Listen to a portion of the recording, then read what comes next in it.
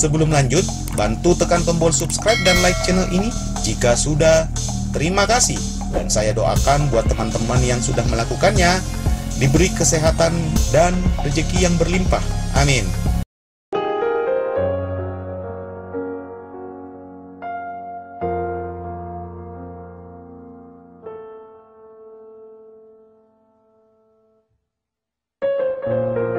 Sekilas cerita tentangku. Sejak kecil, aku sudah kayak gini. Entah kenapa aku suka hal-hal yang kayak gini.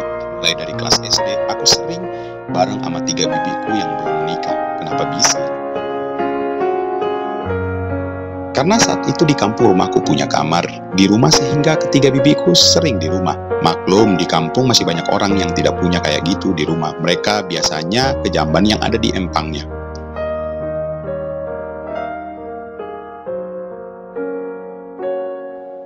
Aku bisa sama bibiku karena kamar mandi di rumahku tidak semuanya terbuat dari dinding tembok. 1,5 meter dasarnya adalah tembok, sedangkan dinding ke atasnya menggunakan bilik bambu, di mana aku sudah menyiapkan di sana agar aku bisa melakukan beberapa spot yang nyaman dan jelas. Dunia kayak gini mulai aku tahu sejak kelas 5 SD. Saat itu aku tapi tidak yang keluar, barulah setelah mau lulus SD. Aku merasakan kayak gini. Aku sering membayangkan guru cantik yang mengajari di SD karena dia cantik, tapi ya kayak gitu di luar nikah.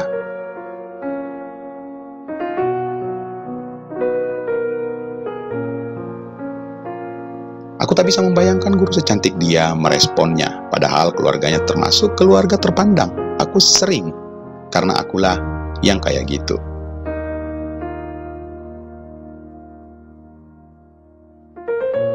Dunia SMP ku berakhir dengan yang terbilang biasa saja, ikut organisasi ini itu, namun di SMP aku pernah sekali pacaran dengan seorang perempuan lumayan cantik.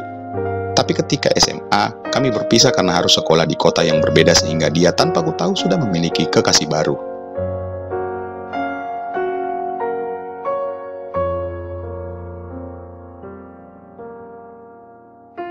Aku ditinggalkan tanpa kabar pamit darinya. Dunia SMA, aku pindah ke kota, mencoba mandiri, hidup sendiri, mencari pengalaman baru. Disinilah aku ketemu sama wanita berhijab mulai muncul. Karena saat SMA aku ikut-ikutan temanku menjadi anggota, namun dia sendiri sering pacaran dengan ketua keputriannya. Aku pernah suka pada seorang yang berjilbab lebar. Dia baik sekali, anggun, dan ucapannya sangat lemah lembut.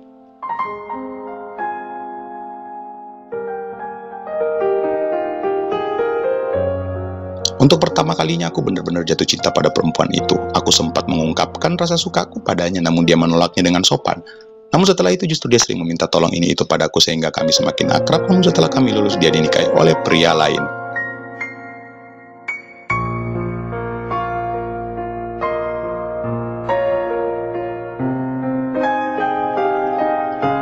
Dunia kuliah juga imajinasiku makin menjadi-jadi karena banyak dosen wanita cantik yang namun saat kuliah aku lebih mementingkan kelulusanku. Namun dasarnya ya belajar sebaik apapun tetap saja nilainya pas-pasan.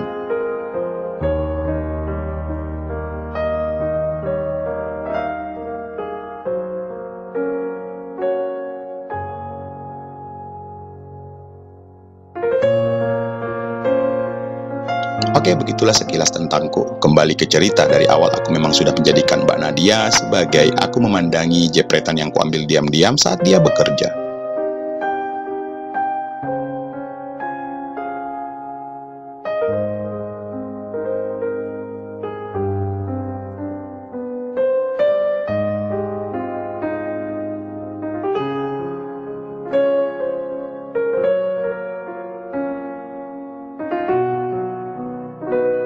Saat itu aku juga sempat menjepret foto pernikahannya dengan si suami di meja kerja, dan saat di kosan aku memandang foto pernikahannya dengan suaminya membuat aku mendapatkan dia menjadi angan-angan saja.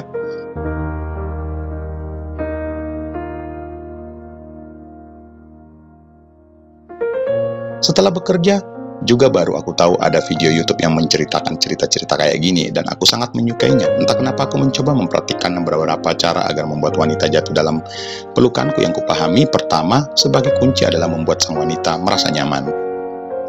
Itulah yang selalu aku lakukan pada Mbak Nadia. Sebisa mungkin aku buat dia nyaman saat di sampingku.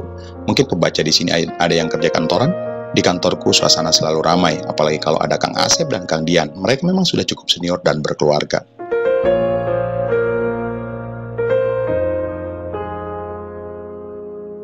sehingga sering membicarakan hal-hal di saat waktu senggang. Ditambah lagi kalau ada yang menikah di kantor, pasti mereka membahas bagaimana kayak gini.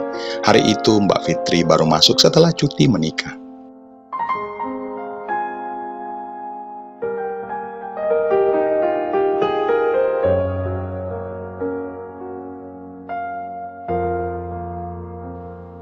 Fitri telat, pasti tadi subuh ada tinju ya, kata Kang Asep. Tinju apaan sih ah?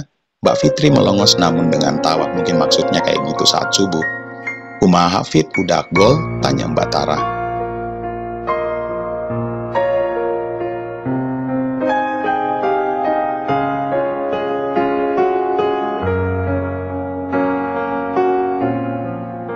Emang ada bola? Ah, masih polos dia. Gol itu ular kasur. Aduh, udah kok bahas gituan. Akhirnya setelah banyak obrolan pagi itu, Mbak Fit mengakui kalau ia lancar tanpa ada yang menyakitkan. Alhamdulillah, haha.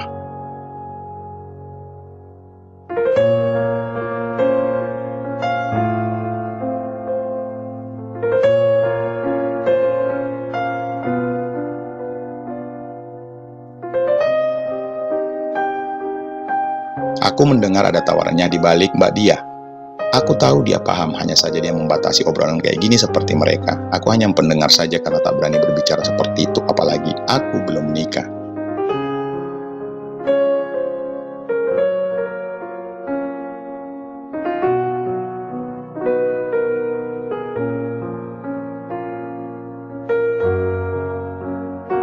Saat itu aku dekat dengan seorang juniorku di kampus. Dia masih kuliah, kami sering jalan-jalan ketika weekend, tapi aku sudah niatkan kami tak akan pacaran, sekedar dekat saja.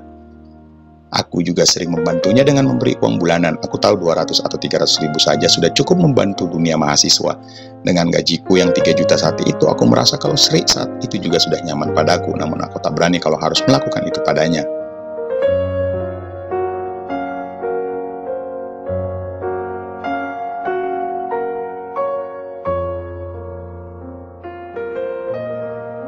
Saat itu, sebulan menjelang Ramadan, aku dan Mbak Nadia sangat sibuk karena pesanan yang membludak. Karena mau kami launching paket lebaran, alhasil sejak awal Ramadan, banyak sekali pesanan yang masuk. Kami jadi sering lembur.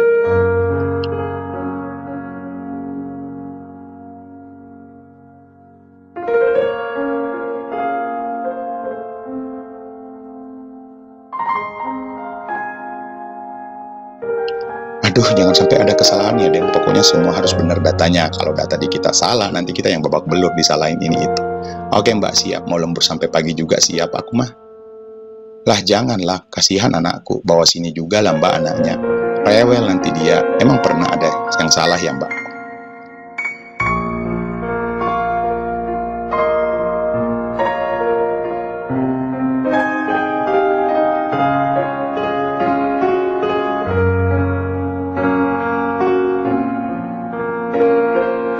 Iya, sebelum kamu ini adminnya temen aku bikin salah catat gitu, pas produksi kan ikut salah juga. Akhirnya banyak yang protes dan akhirnya yang disalahin tim produksi sama bos.